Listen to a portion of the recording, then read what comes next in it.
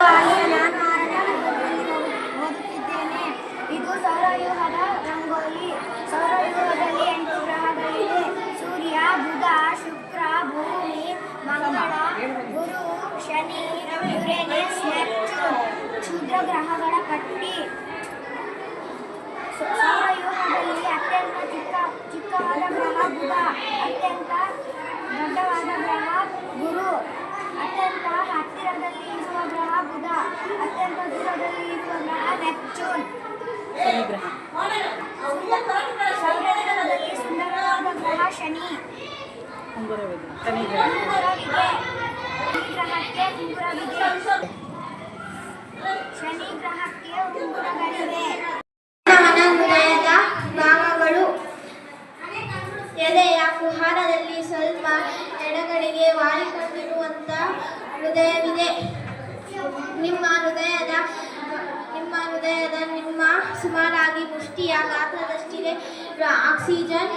Oxygen ಯುಕ್ತ ರಕ್ತದ carbon dioxide ಯುಕ್ತ ರಕ್ತವು ರಕ್ತಗಳು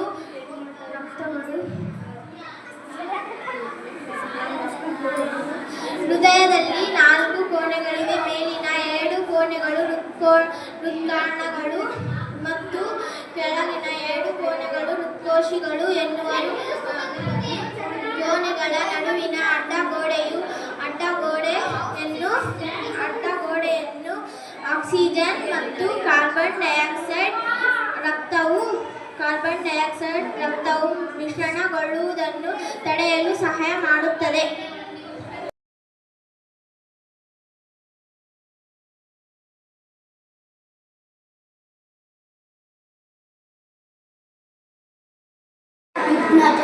ಯುಗ್ಮಜ ಉಂಟಾಗುವಿಕೆ, ಪರಗನಳಿಕೆ. ಯುಗ್ಮಜನ ಉಂಟಾಗುವಿಕೆ ಅಂಡ ಪರಗರೇಣು ಕೊಳವೆ ಉಂಟು ಮಾಡುವುದು. ವೀರ್ಯಾಣುಗಳು, ಅಂಡಾಣುಗಳು. ಗರ್ಭಾಶಯದ ಒಳಗಿರುವ ಭ್ರೂಣ ಗರ್ಭಾಶಯ.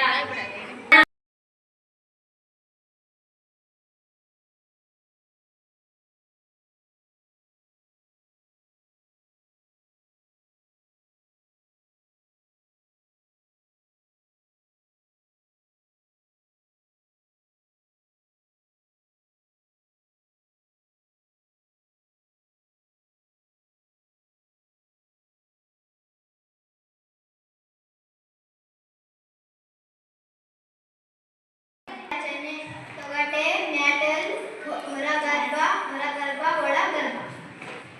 ಮಾನವನ ಕಣ್ಣು. ಹಿರಿಯರಿ ಸ್ತ್ರೀಯು. ಮಾನವನ ಕಣ್ಣು. ಮಸೂರ, ಕಾರ್ನಿಯ, ದೃಷ್ಟಿನರ, ಅಕ್ಷಿಪಟಲ. ನಾನು 8ನೇ ತರಗತಿಯಲ್ಲಿ ಓದುತ್ತಿದ್ದೇನೆ. ಇದೊಂದು ಮಾನವನ ವೀರ್ಯಾಣು. ರಂಗೋಲಿ ಚಿತ್ರ. ಇದೊಂದು ಶಿರ. ಇದೊಂದು ಮಧ್ಯದ ಭಾಗ. ಇದೊಂದು ಬಾಲ. ಮಾನವನಲ್ಲಿ ಗಂಡು ಸಂತಾನೋತ್ಪತ್ತಿ ಅಂಗಗಳು. ಮಾನವನ ವೃಷಣ, ವೀರ್ಯನಾಳ. 1918 ಅಣ್ಣಾಮಣಿ. ಒಬ್ಬ ಭಾರತೀಯ ವಿಜ್ಞಾನಿ. ಭಾರತದ ಹವಾಮಾನ ಕಣಿವೆ ಎಂದು ಹೆಸರಾಗಿದ್ದಾರೆ. ಅವರು ಹೆಚ್ಚಿನ ಸಂಖ್ಯೆಯ ಮಾಪನ ಉಪಕರಣಗಳನ್ನು ಕಂಡುಹಿಡಿದಿದ್ದಾರೆ ಹಾಗೂ ನಿರ್ಮಿಸಿದ್ದಾರೆ. ದೂರದರ್ಶಕ. ಇದನ್ನು ಕಂಡುಹಿಡಿದವರು ಗೆಲಿಲಿಯೋ ಗೆಲಿಲಿ. ಆಕಾಶದಲ್ಲಿರುವ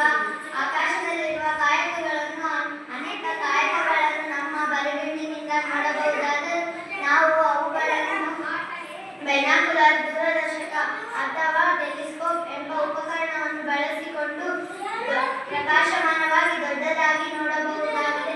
ನಮ್ಮ ಬರಿಗಣ್ಣಿಗೆ ಗೋಚರಿಸದ ಅನೇಕ ಮಸುಕಾದ ಕಾಯಗಳನ್ನು ವೀಕ್ಷಿಸಲು ದೂರದರ್ಶಕವು ನಮಗೆ ಸಹಾಯ ಮಾಡುತ್ತದೆ. Very good. ಇದೊಂದು ಮಾನವನ ಕಿವಿಯ ಚಿತ್ರವಾಗಿದೆ. ಇದೊಂದು ಕಿವಿಯ ಟಮಾಟವಾಗಿದೆ. ಇದು ಒಳ ಕಿವಿ. ಇದೊಂದು ನೀರಿನ ಮೂಲಕ ವಿದ್ಯುತ್ ಹಾಯಿಸುವುದು. ಇದು ವಿದ್ಯುತ್ ಹಾಯಿಸುವುದರಲ್ಲಿ ಲೋಹದ ಟೊಪ್ಪಿಗೆ. ಇದೊಂದು ಕಾರ್ಬನ್ ದಟ್ಟ. ಇದು ಉಳಿಕಿದೆಲ್ಲ ನೀರು ಆಗಿದೆ. ಇದು